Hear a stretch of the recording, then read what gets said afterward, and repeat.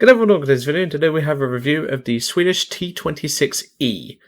Now I'm being specific there because there's actually one in the Russian tech tree called the T-26E, although it's a very different tank.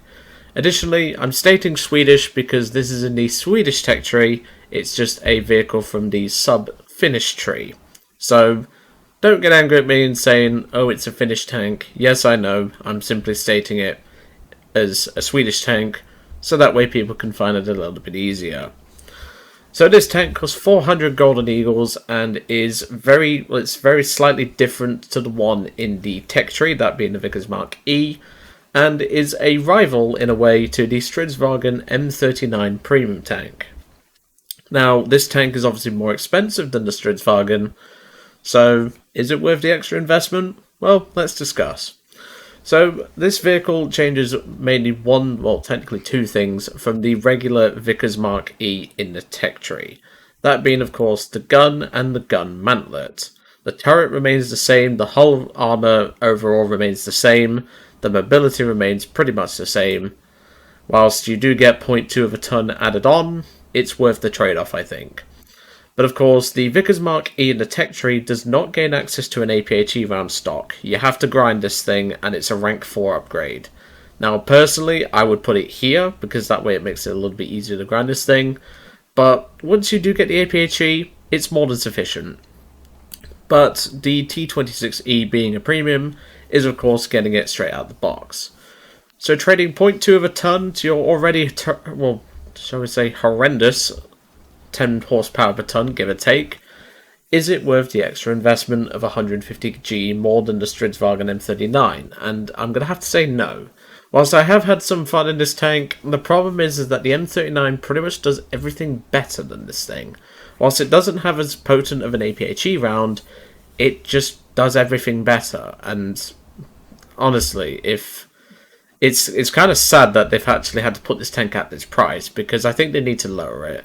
I'd rather take the Stridsvagn M39 at 400 and give people, new players, this, because then at least it makes a little bit more sense than putting a better tank at a lower price. It just doesn't make sense to me.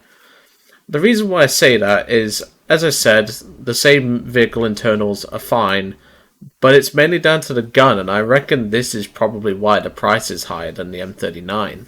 But as we're going to see with the M39's gun, obviously I've already covered that thing in a review before, this gun, whilst it is good, the M39 does have something that's a little bit better in some areas.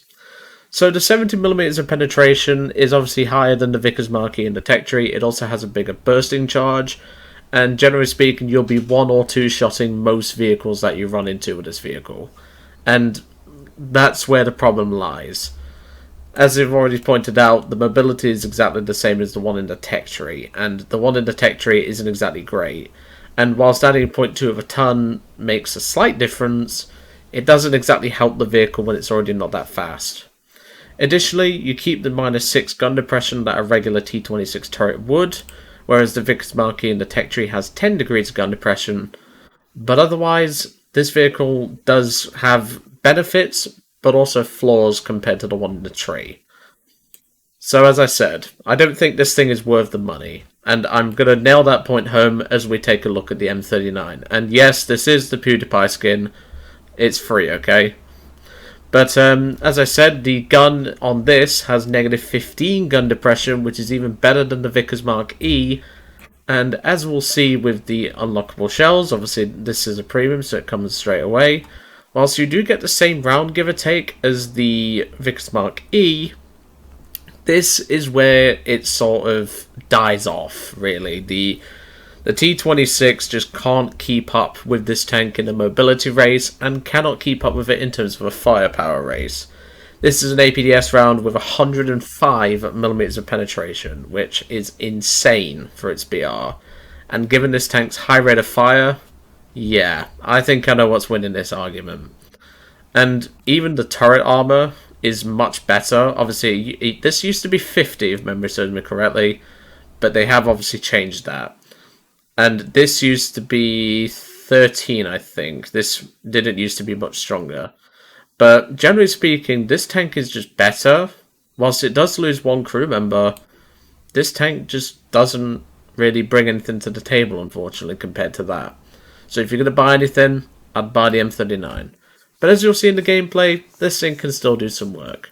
But anyway, I'm going to hand you over to that gameplay now, and I will see you all on the next one. Well, this is about the only problem with this thing. The gun's fine. The armour, I mean, well, it's low tier. You don't really need armour all that much.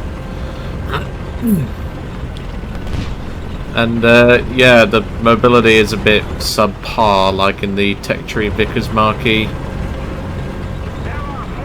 I'd actually suggest playing the Vickers Marquee first to, like, learn the tanks. Obviously, if you haven't played Russia with the T-26, I think I just saw something behind that rock. But I want to get in cover first before I jump to conclusions.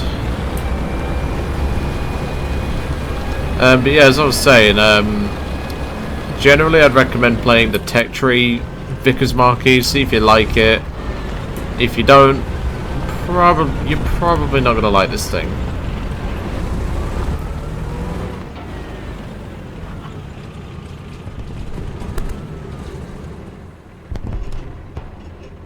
I can see something over there, but I won't have a shot on it. Okay. He's set up there.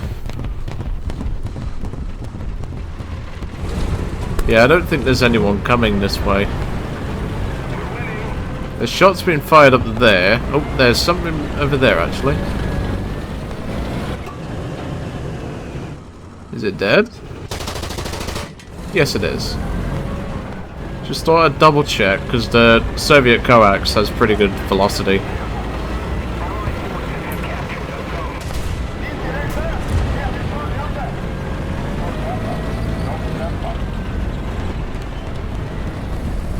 There was a tank that just went by there.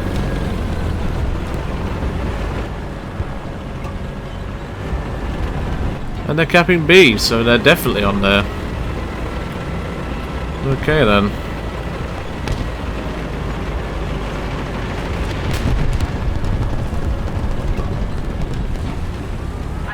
There you are, you little shit. Might have got a loader. Thought I could get cheeky by shooting through the thingy there, the... what do they call that, an archway? That's what I would call it anyway. A little bit more forward. Ah.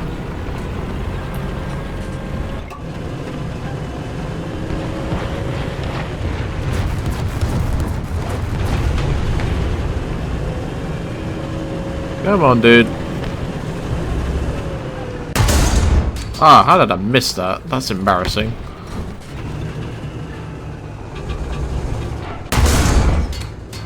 Non-penetration. Let's go for his buddy first. I'm just not penning that gunmetal. Have they given that a buff recently? That's normally only about 30mm.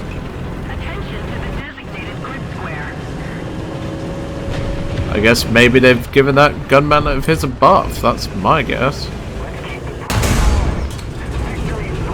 I have no idea what happened with the hit cam there. I'm just concerned about my left because I don't really want to be driving up to the B point just to kill a Panzer III, which I've already pretty much killed anyway. Alright, well, let's drop the poor man's smoke. After all, we do not get smoke grenades on this vehicle. I mean, not many reserve era vehicles do. Trusting you to watch my back there, buddy. Kinda need you to. He's just nailed a friendly. There's something being marked to the left.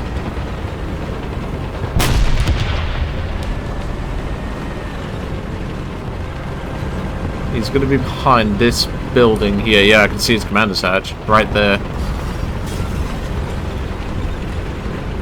Thinks I can't see him, but I can. Oh, that's not him. That's his buddy.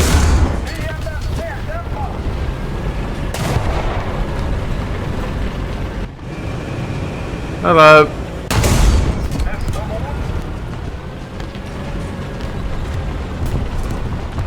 Can I lob the shot in against that guy? Would help if I elevate the gun a little bit. Nice, killed it. That's fine. Let's get this cap under our control. Yeah, I don't think we're going to be troubled by them. But I don't want to jump to conclusions. Because the last time I did that, I got sniped from about 800 meters away by a guy I never saw because I didn't look that way. That was on a completely different map, don't worry. Right, they're now capping A, so I'm going to head over there. Just seen a tank come out of there. What the hell are you doing, Mr. Devastator?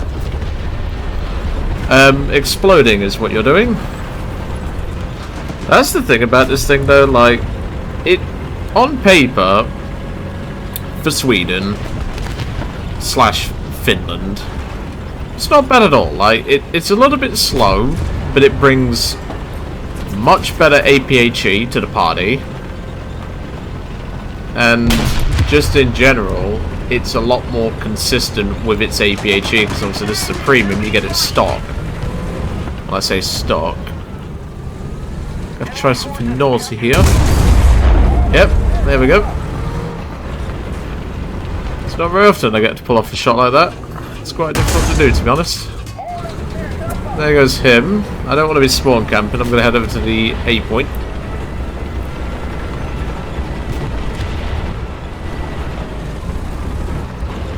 Again, let's drop the poor man's smoke.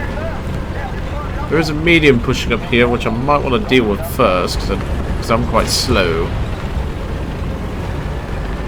Yeah, I do see you there, buddy. Okay, he's dealt with. Good. That's friendly. That's okay. Like I said, I don't have a problem with the gun. Like, the gun is excellent. The coax is nice because it's a Russian coax and it fires extremely quickly. So dealing with light targets is extremely easy.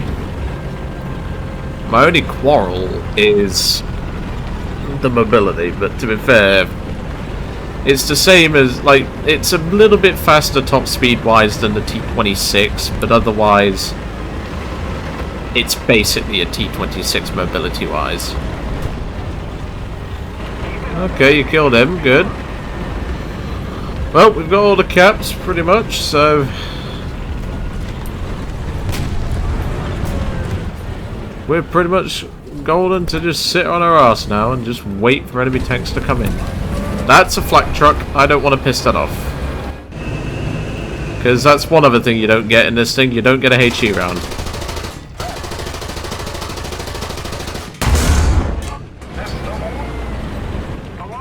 Oh shit, he sees me.